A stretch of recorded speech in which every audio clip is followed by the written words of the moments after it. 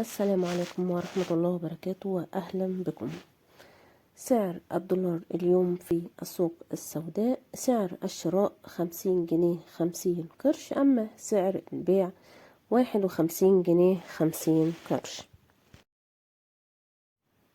أما سعر اليورو فسعر الشراء 54 جنيه 57 قرش، أما سعر البيع 55 جنيه 88 قرش.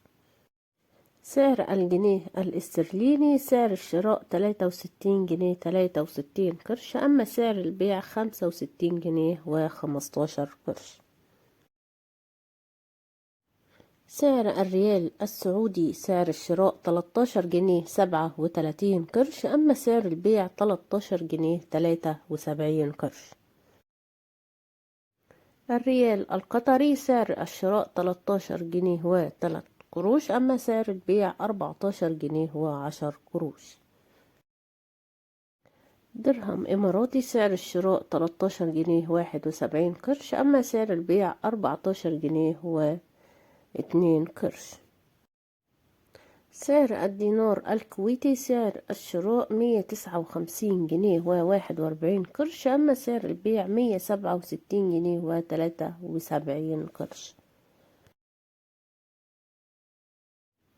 أما بالنسبة لسعر الدولار في البنك الأهلي، شهد سعر الشراء 30 جنيه 75 قرش، أما سعر البيع 30 جنيه 85 قرش. وفي البنك المركزي المصري فسعر الشراء 30 جنيه 83 قرش، أما سعر البيع 30 جنيه 96 قرش.